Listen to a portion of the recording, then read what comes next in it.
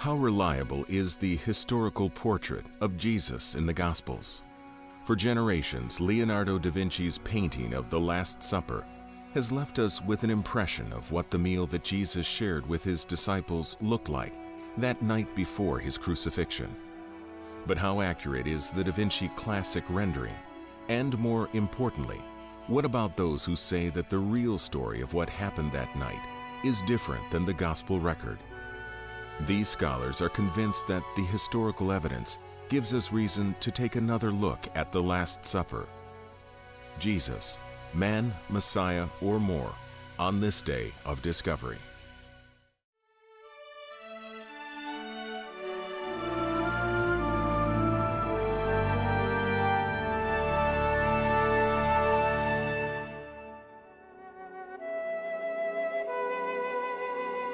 For the past decade, these New Testament scholars have been working with historical evidence for key events in the life of Jesus.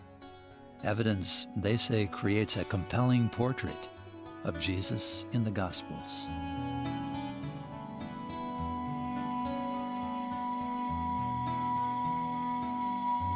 One of the most familiar events in the life of Jesus is the Last Supper. The Last Supper of Jesus with his disciples.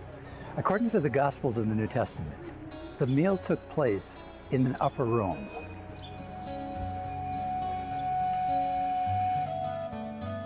According to the Gospel of Mark, the meal took place in Jerusalem during the Jewish feast of Passover. Together with the other Gospel writers, Mark says Jesus took the story of Passover sacrifice and gave it a very personal meaning, a meaning linked to his own death. And as they were eating, Jesus took bread, blessed and broke it, and gave it to them and said, "Take, eat, this is my body." Then he took the cup, and when he had given thanks, he gave it to them, and they all drank from it. And he said to them, "This is my blood of the new covenant, which is shed for many." The Gospel of Mark, chapter 14. But some question whether the conversation really occurred the way Mark recorded it. Some historians suggest that those words were added to the story later, created years after that Last Supper, to leave the impression that Jesus knew he was about to die and that he wanted to give the Passover meal new meaning. So to take another look at the historical setting for that meal, 3 of the study group's New Testament scholars agreed to meet with us. We met in a room that is often used by tourists and pilgrims to experience for themselves what it might have been like for the disciples of that last Passover meal. To sit down was difficult, as we attempted to take our place at the kind of reclining table that Jesus and his disciples would have used. Okay. All right. The upper room, the Last Supper. Let's put it in context. Well, we're in the time of the Passover. It's debated whether we're directly on the night of the Passover meal or just in the Passover season. And is that important? It's not that important because, like Christmas, it overlays everything that's taking place, and the meal that we're having has the flavor of we're in the Passover season. That's really the important point. The Gospel writer Luke indicates Jesus' anticipation of eating the Passover meal with his 12 disciples. Then came the day of unleavened bread, when the Passover lamb must be killed. And Jesus sent Peter and John, saying, "Go and prepare the Passover for us, that we may eat." The Gospel of Luke, chapter 22. The story of Passover, still retold annually in Jewish homes around the world, remembers how God delivered the people of Israel from slavery in Egypt. The ritual meal includes various symbolic elements: wine for the blessings of freedom, matzah or unleavened bread, for there was no time for bread to rise as they left Egypt, bitter herbs for the bitterness of slavery, and a shank bone of lamb to remember the night of departure when lambs were sacrificed in the Jewish homes of Egypt. For on that night, blood was put on the doorframes so that the death angel would pass over and not take the life of a firstborn son in that home. And of course, the Passover reviews the foundational salvation event in the history of Israel. And now Jesus is going to take that event and explain his own mission in light of what is about to take place. Okay, so the meal itself looks backward, right? That's what you're saying. That's right, that's right. It's celebrating the Exodus and God's redeeming his people out of Egypt. And once a year, the Jewish people to this day will remember that great event. Yeah, that singular event that repeatedly, all through the Old Testament, they hark back to the Old Testament. Remember when God brought you out of Egypt through the Passover. Now, as Jesus in that last week moves toward the cross, what's he doing with it? Well, he's going to take it and he's going to explain what's getting ready to happen to him. He's going to announce the fact that someone is betraying him on the one hand, and then he's going to turn around and change the symbolism of this meal, of this period of the year, in light of what's getting ready to take place. I have desired to eat this Passover with you before I suffer. For I say to you, I will no longer eat of it until it is fulfilled in the kingdom of God. But behold, the hand of my betrayer is with me on the table. The Gospel of Luke, chapter 22. Okay, now you, in your study group, over time, you made this supper an important part of your study, right? Why did you do it? Why did you put attention on this meal? Well, because it gives us Jesus' own view of how he has not only understood his mission and ministry, but now how he understands his own imminent death. Okay, is this a matter of debate, like in the scholarly community? There are a lot of different perspectives, right? Yes, that's true. The one thing that's important here is to realize that the tradition of this meal and what was said at it appears in some of our earliest New Testament texts. It's alluded to in 1 Corinthians. And it's alluded to as a part of the tradition that the church has passed on. So I think that's an important feature in understanding how far back the tradition of the words of Jesus goes. The Apostle Paul wrote his first letter to the Corinthians in 56 AD to followers of Christ living in Corinth, Greece. His words show that within just a few years of Jesus' death, the church was remembering the Last Supper in their gatherings. For I received from the Lord that which I also delivered to you, that the Lord Jesus, on the same night in which he was betrayed, took bread, and when he had given thanks, he broke it and said, Take, eat. This is my body which is broken for you. Do this in remembrance of me. In the same manner he also took the cup after supper, saying, This cup is the new covenant in my blood. This do as often as you drink it, in remembrance of me. For as often as you eat this bread and drink this cup, you proclaim the Lord's death till he comes. 1 Corinthians chapter 11. Nobody doubts that he died. Nobody doubts really that he was crucified. But what's the reason for that? Was he just simply a martyr? Was this all just accidental? Or did this have to do with something grander in his life's mission?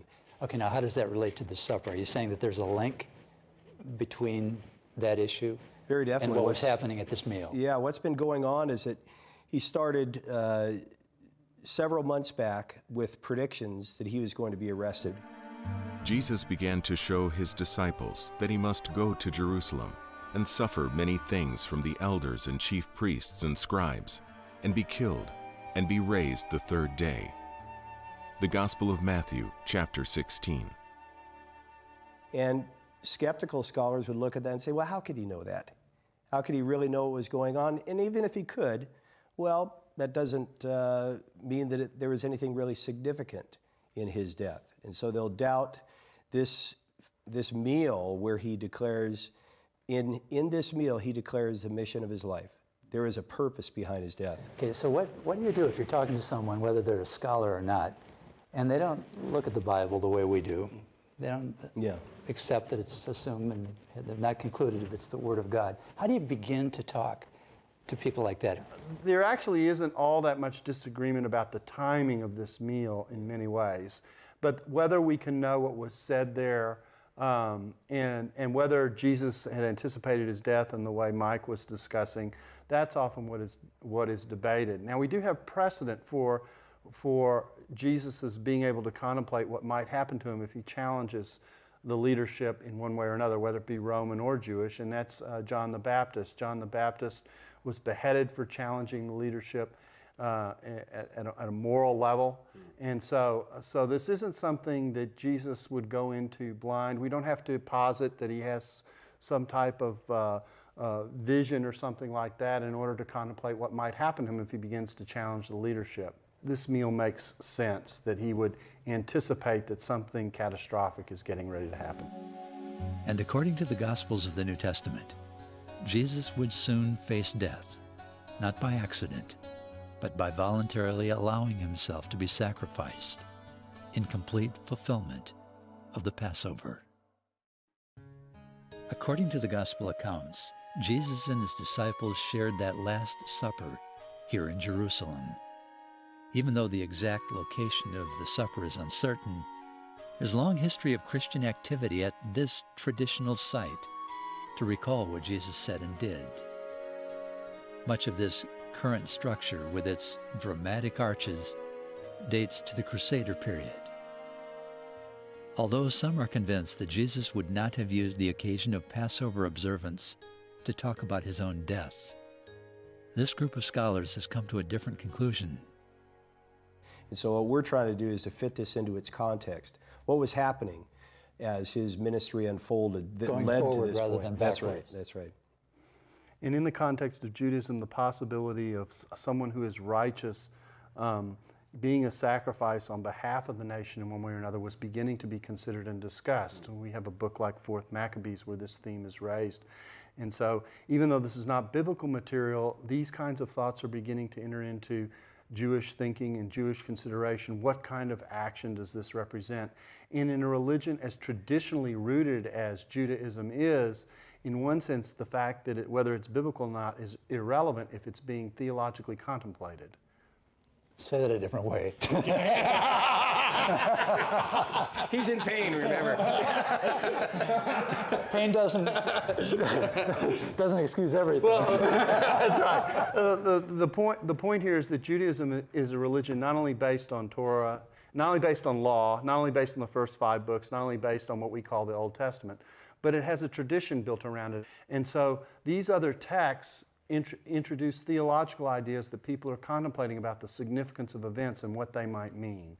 So when Jesus... So do I understand, excuse me, that you're saying that the issue here is whether or not what happened to this meal fits conceptually and theologically into ideas and anticipations? Yes, ideas, anticipations, or reflections. It may not even be anticipations, just mere reflections about what an act means. And so when a righteous person dies, the possibility of a righteous person dying on behalf of someone is something that Jewish people were beginning to contemplate and to think about and even articulate. That's why I mentioned 4th Maccabees. 4th Maccabees, this book outside the Bible, is an articulation of this kind of an idea. Of a righteous person dying. Dying for the benefit of other people. And of course, the roots of that, if you really want to press it, the roots of that can go into a text like Isaiah 53. So it isn't like it's without biblical roots. And Isaiah 53, for those who don't know. Is a passage about the suffering servant and the person who is going to be some kind of a sacrifice on behalf of others. Is going to die an innocent death. He's going to die unjustly. He's going to die silently. There are all kinds of ideas associated with this. Now, the church develops a lot of this later, but these ideas are there, and this strand of tradition exists. More than 600 years before Jesus, the prophet Isaiah had mysteriously foreseen a righteous servant who, like a sacrificial Passover lamb, would bear the sin of others. Isaiah's description of this person is remarkably specific. He was despised and rejected by men. He was pierced for our transgressions. He was crushed for our iniquities. The punishment that brought us peace was upon him. He was assigned a grave with the wicked and with the rich in his death, though he had done no violence, nor was any deceit in his mouth. After the suffering of his soul, he will see the light of life. Isaiah chapter 53. That's why it's so significant that it's coming at Passover. I mean, this is in the history of Israel, that blood was shed so that people would be covered and that they would then be able to be released from their bondage and find freedom as a new people. And what Jesus is saying is that my death, the blood that I will now shed on the cross, is what will set people free from their sins. It will be a sacrifice, but it will be a sacrifice for their sins, because he is the one who can cover the sins of many, of all. So again, according to the Gospels, Jesus linked this meal to his anticipated death. He wanted it to be remembered as a new memorial, a new covenant. This Passover meal became the first communion observance. According to the Gospel of Mark, it was after that meal that Jesus and his disciples, except for Judas, left Jerusalem and walked down across the Kidron Valley to the Mount of Olives. There, Jesus once again told them what was about to happen. And when they had sung a hymn, they went out to the Mount of Olives. Then Jesus said to them, "All of you will be made to stumble because of me this night, for it is written, I will strike the shepherd, and the sheep will be scattered. But after I have been raised, I will go before you to Galilee." The Gospel of Mark, chapter 14. Now think about what that involves, to take one of the most fundamental symbols of the Jewish faith, which is the Exodus, and all of a sudden begin to talk about another kind of deliverance that's going to take place. I think most people, when they think about the Last Supper, don't even think about that dimension of it. And But again, there's another point of continuity, and that is that Passover was looking back to the Exodus as salvation by God in the past. But the symbolism out of the Exodus was being used in the Old Testament prophets and in other literature, using the same language to talk about what they began to expect God was going to do in the future. Right. So Yes, Exodus exactly. language, this language of Passover and Exodus, is also being used to describe what they hoped God was going to do in the future. So I think what's happening is Jesus is tapping into a bit of that concept as well. That it's right. not just purely looking backwards, That's right. Yeah. but it's Jesus is taking these hopes for the future and, in a sense, embodying them in himself. And it is the wrapping around of these ideas around himself that is in some senses, the radical move. Yeah. Because now it isn't just God who's going to do this, but it is the sacrifice that I am getting prepared to be that is at the core of this story. so as Jesus and his disciples come to this meal, all of this anticipation and these ideas really come to focus in the symbolism of the elements, right? Mm-hmm. And what's in Jesus' mind about what's about to happen. Right, and this is not just another meal. Some have tried to even turn it into some kind of Hellenistic farewell meal, but this is not just another meal. This is the culmination of his time with his disciples. This is his last night with them. He is giving them a very clear statement of what his life mission is all about. And his life mission wasn't just to call a few disciples. His life mission wasn't just to start a new movement. His life mission was now wrapped up in being what Paul will call in 1 Corinthians the Passover lamb. He is going to be the sacrifice for the sins of the people. And it's a powerful, I just can't even imagine how powerful that night would have been, and yet how mind-boggling it would have been. I also think that there's a reflective element that gets created by this meal, and we see it in the fact that the meal is still celebrated today. That lives on. And so there's a sense in which in any church gathering, the church gathers around the table to remember what Jesus Christ has done. You're here at the table with us. You are sharing in that moment. You are sharing in what Jesus Christ has done in that moment. And as a result of that, you too share in the participation of life that this meal represents. Because another thing that's important about meals is they represent a symbol of fellowship, a picture of fellowship that one has. And so Jesus says, I've been longing to have this meal with you because he knew it was up ahead. He knew it was the last meal that he was going to have.